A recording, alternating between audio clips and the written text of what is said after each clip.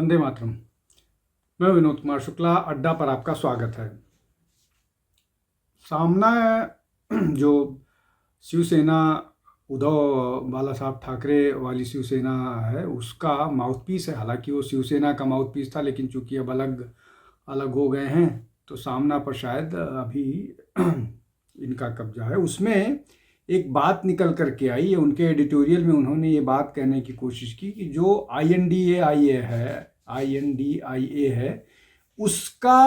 उसके अंदर जितने अलायंस पार्टनर्स हैं, उन अलायंस पार्टनर की जो राइवलरी है, मतलब आपस का जो प्रतिस्पर्धा है, वो जो है भारतीय जनता पार्टी को फायदा पहुंचा रही है।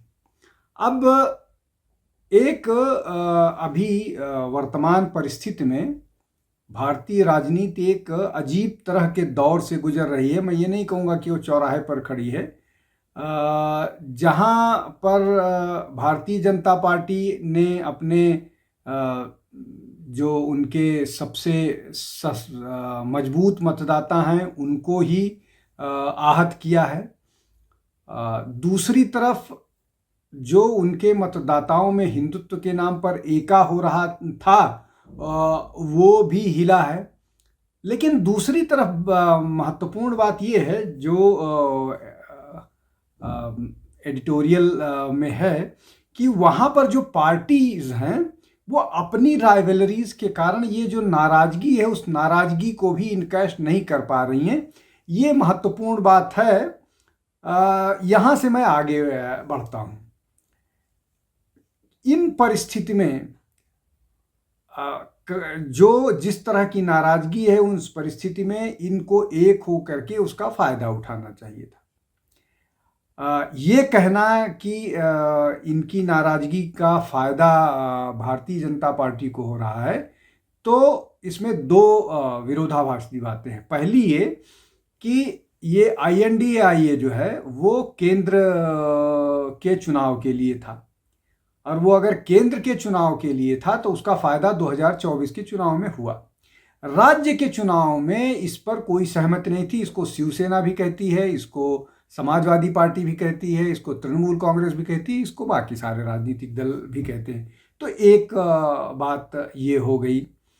दूसरी बात ये हो गई कि जो ये लोग बात कही जाती है कि केंद्र का अलायंस, स्टेट में कॉन्ट्राडिक्शंस हैं, आपस के कॉन्ट्राडिक्शंस और आपस के इंटरेस्ट हैं। जैसे INDIA के जो अलायंस पार्टनर हैं कांग्रेस और लेफ्ट, उनका तमिलनाडु में दिक्कत, आपस में लड़ाई है। DMK कांग्रेस, इनका तमिलनाडु में दिक्कत है, आपस की लड़ाई है। उसके अलावा वेस्ट बंगाल में TMC और कांग्रेस और लेफ्ट, हालांकि अब लेफ्ट बचा नहीं है। उसके अलावा आप बाकी और जगहों पर देखिएगा तो वहाँ भी इस तरह के, महाराष्ट्र में दिक्कत है। तो ये हो गया दूसरा मसला। अब असली मसले पर आते हैं। असली मसला जो है वो ये कि ये जो भारतीय जनता पार्टी का फायदा हो रहा है, ये शिकायत अपने आप में जो शिवसेना उद्धव बाला साहब ठाकरे हैं वो उसके डीजेनरेशन को इंडिकेट करता है कि वो कहाँ से चले और कहाँ तक आ गए। वो राजनीतिक दल जो इस बात का दावा करता था और इस बात पर गर्व महसूस करता था कि जो बाबरी ढांचा था, जो भगवान राम के जन्म स्थान के मंदिर की जगह पर खड़ा था, उसको गिराने में शिवसैनिकों की भूमिका पर बाला साहब ठाकरे गर्व महसूस करते थे। वो राजनीतिक दल आज ये कह रहा है कि पूरा का पूरा जो नेतृत्व है वो अब या तो ममता बनर्जी, तृणमूल कांग्रेस की मुखिया और पश्चिम बंगाल की मुख्यमंत्री, उनके जिम्मे होना चाहिए, वो लीड कर सकती हैं, या तमिलनाडु में DMK के प्रमुख स्टालिन एम के स्टालिन या मतलब एम के स्टालिन जो तमिलनाडु के मुख्यमंत्री भी हैं वो निभा सकते हैं। अब जो मैंने बात कही कि ये डीजेनरेशन है उद्धव मतलब शिवसेना यूबीटी का, वो कहाँ तक पहुँच गया है।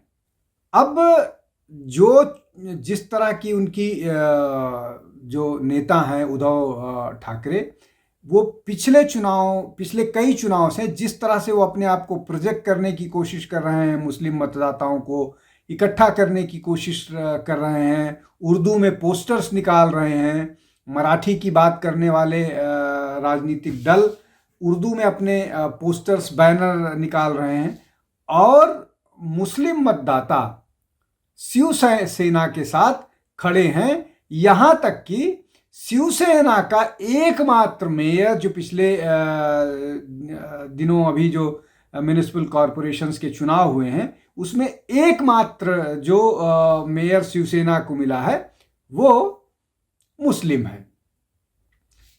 तो ये स्थिति है। अब किसी भी राजनीतिक दल का मेयर होना, मुख्यमंत्री होना, ये कोई डिस्क्वालिफिकेशन नहीं है, लेकिन अपीजमेंट के खिलाफ जो लड़ाई बाला साहब ने लड़ी थी वो लड़ाई ही कॉम्प्रोमाइज होती हुई दिख रही है।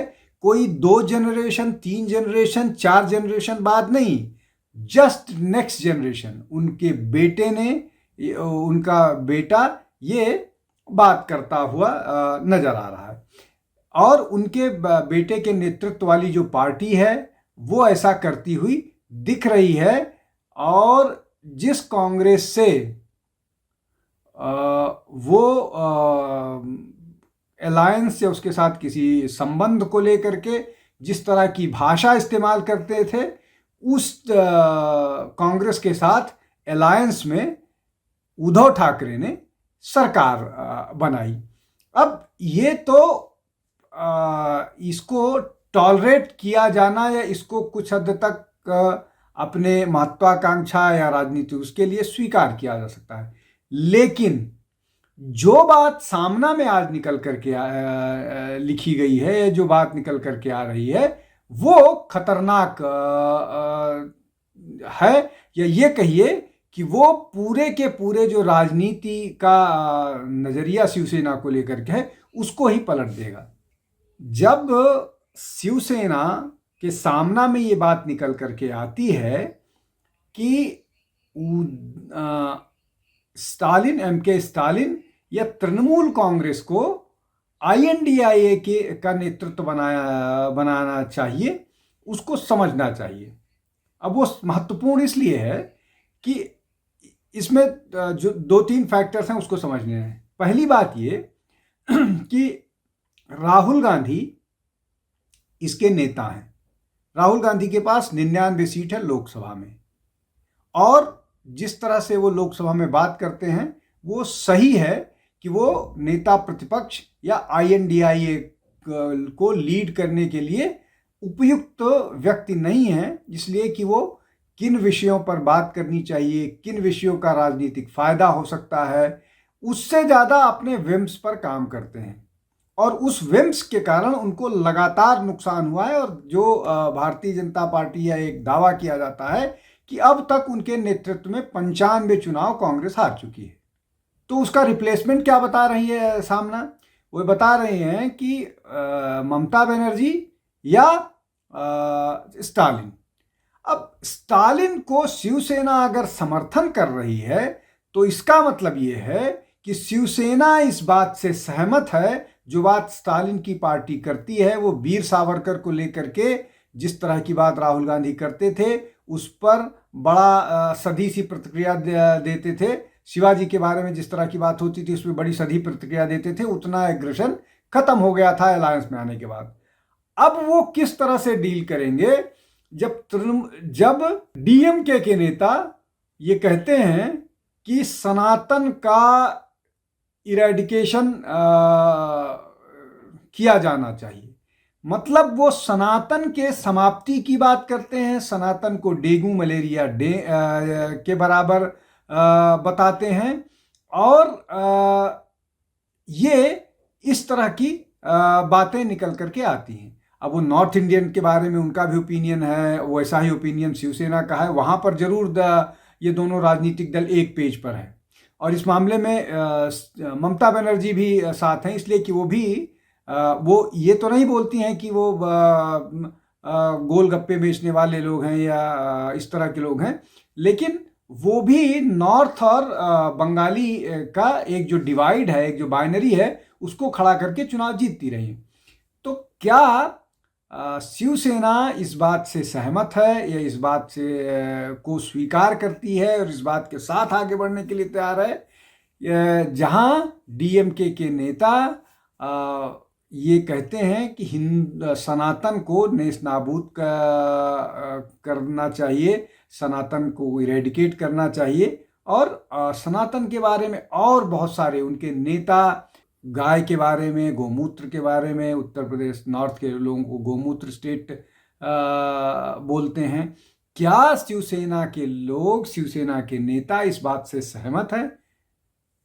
अब ममता बनर्जी पर आते हैं।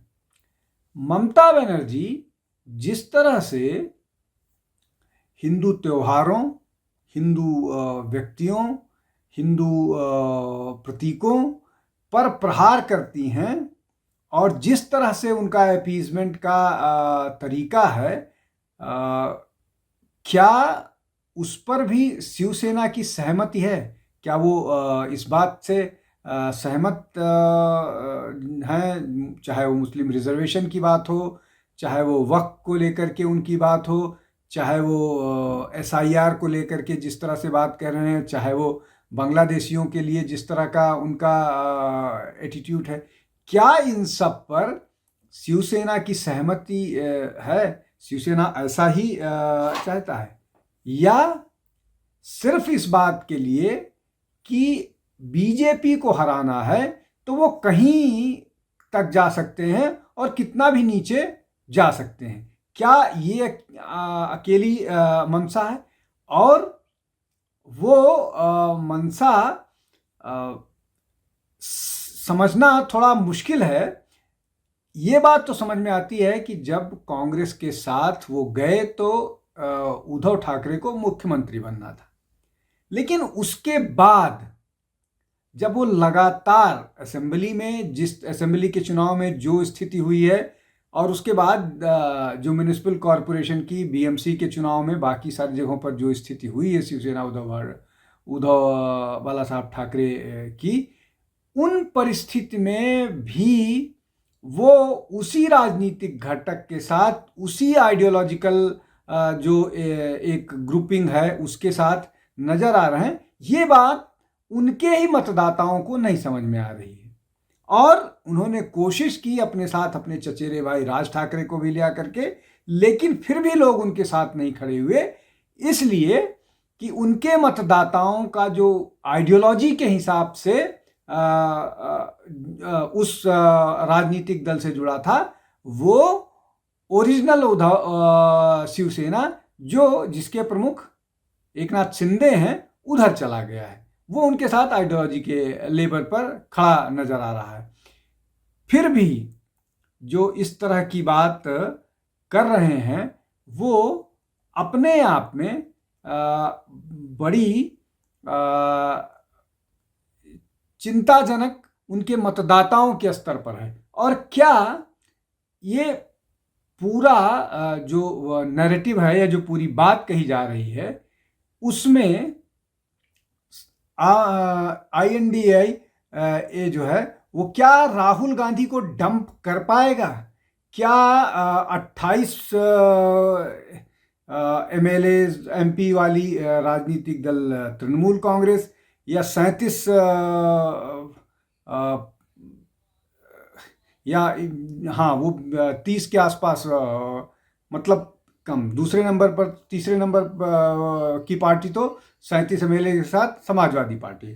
समाजवादी पार्टी में भी इस तरह की बात है, लेकिन समाजवादी पार्टी ममता बनर्जी और स्टालिन को नेता मानने के लिए नहीं तैयार है। लेकिन शिवसेना, अच्छा उनके साथ आइडियोलॉजी का प्रॉब्लम भी नहीं है, लेकिन शिवसेना का जो आइडियोलॉजिकल शिफ्ट है वो अपने आप में आश्चर्यचकित करने वाला है कि किस तरह से उनका आइडियोलॉजिकल जो है वो डिटीरियरेशन हुआ है, उनका आइडियोलॉजिकल क्षरण हुआ है। वो आइडियोलॉजी को पूरी तरह से छोड़ करके जो एंटी हिंदू, एंटी सनातन खेमा है, उस खेमे के साथ नजर आ रहे हैं। और क्या इसको उनका मतदाता स्वीकार करेगा या नहीं करेगा, और क्या उनकी स्थिति महाराष्ट्र में वैसी ही हो जाएगी जो कांग्रेस की उत्तर प्रदेश में है या कांग्रेस की अन्य राज्यों में है, ये तो आने वाला समय बताएगा। लेकिन ये अपने आप में निश्चित तौर पर एक बड़ा डेवलपमेंट है जब सामना में ये लिख करके आता है, लिखा जाता है कि वो ममता बनर्जी और या स्टालिन का नेतृत्व आई इंडिया में चाहते हैं। आज के लिए बस इतना ही। बहुत बहुत धन्यवाद। नमस्कार।